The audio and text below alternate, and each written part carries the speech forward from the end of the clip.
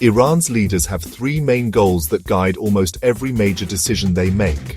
First and foremost, they want to ensure the survival of their system of government, the Islamic Republic. This system was established after the 1979 revolution, and its leaders are determined to protect it from both internal and external threats. They see this as their most important duty. This desire for security shapes their foreign policy, their military strategy, and their interactions with other countries.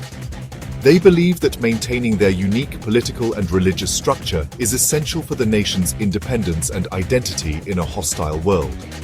The second major goal for Iran is to become a powerful and influential force in its own region, the Middle East. Iran's leaders are not trying to rebuild old empires in distant places like Spain or other parts of Europe. Instead, their focus is much closer to home. They want to be a leading nation among their neighbors, able to shape events in countries like Iraq, Syria, Lebanon, and Yemen. They achieve this influence by supporting groups and governments that share their interests. This quest for regional dominance is a key part of their national strategy, aiming to create a sphere of influence that enhances their security. Thirdly, Iran is committed to advancing its nuclear program. For the leadership in Tehran, the nuclear program is a symbol of national pride, technological achievement, and sovereign rights. They argue that every country has the right to pursue nuclear technology for peaceful purposes, such as generating electricity or for medical use. However, the program also gives them significant leverage on the international stage. It is a powerful bargaining chip in negotiations with world powers. The ability to enrich uranium and develop advanced nuclear technology is seen as a critical component of their national power and a deterrent against potential attacks from their adversaries. These three goals, regime survival, regional power, and nuclear capability, are all deeply connected. The nuclear program is seen as a guarantee for the regime's survival, making any foreign attempt to overthrow the government incredibly risky. At the same time, being a dominant power in the Middle East helps protect the country's borders and projects its strength, further securing the Islamic Republic. Every strategic move by Iran's leadership, from diplomatic talks to military actions, can usually be traced back to one of these fundamental objectives. Understanding this helps to make sense of Iran's often complex and seemingly contradictory actions on the world stage. At the very top of Iran's power structure is the supreme leader, Ayatollah Ali Khamenei. He is not a president or a prime minister. His role is much more powerful and is for life. He has the final say on all important matters of state. This includes everything from the country's military strategy and foreign policy to its nuclear program. No major decision can be made or implemented without his direct approval or consent. His authority is rooted in the Iranian constitution, which gives him ultimate command over the armed forces, the judiciary, and other key institutions. His word carries immense weight and directs the nation's path. When important events happen, like the recent censure by the international nuclear watchdog, the entire Iranian government speaks with a single unified voice. This is not a coincidence. It is a clear reflection of Ayatollah Khamenei's top-down control.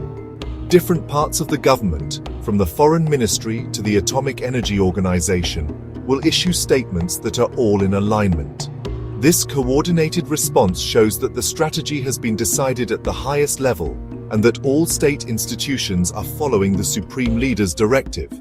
This unity is designed to project strength and resolve to the outside world, especially during times of crisis.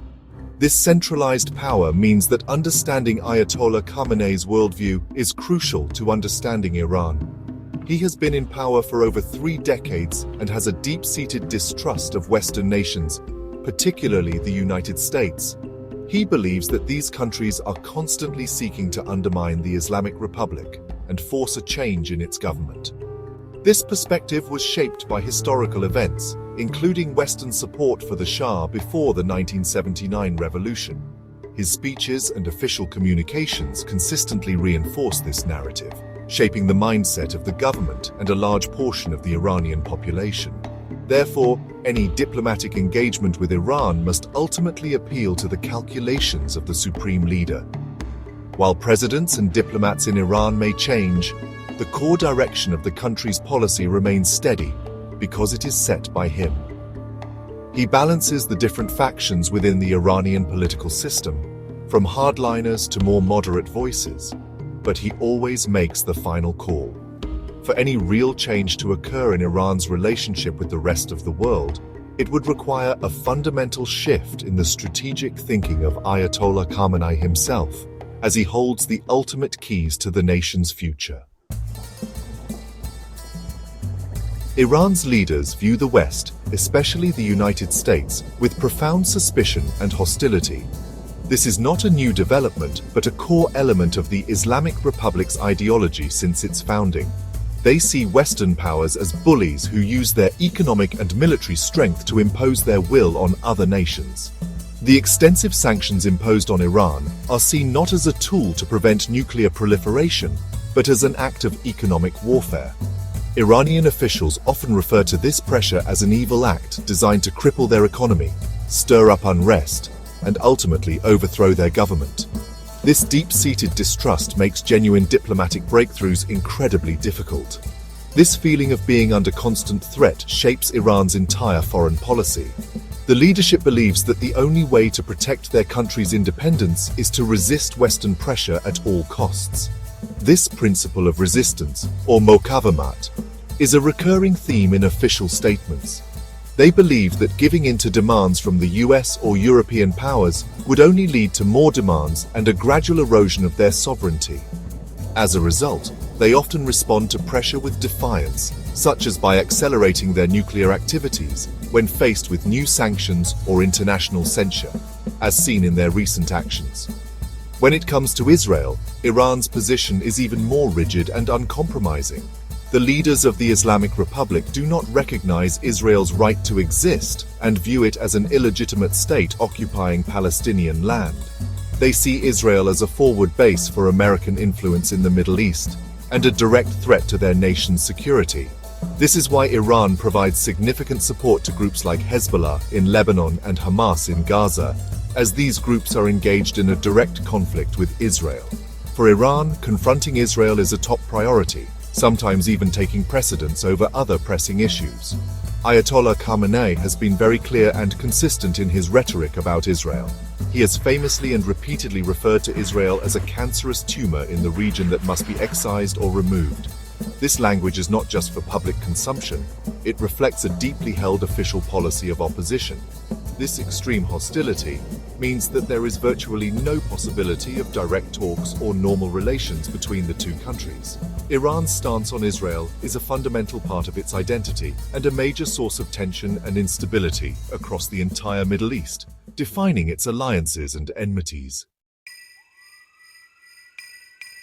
The Iranian nuclear program is at the heart of the country's conflict with the West. Officially, Iran insists that its intentions are entirely peaceful and aimed at generating energy. However, its actions have created deep suspicion. As of mid-2025, Iran has accumulated a large stockpile of uranium, enriched to 60% purity, which is very close to the 90% needed for a weapon. International inspectors have even found particles enriched to 83.7%. According to experts, Iran now has enough material for several nuclear bombs and could produce the fuel for one in just a couple of weeks, a situation known as breakout time. This capability is a major source of international concern.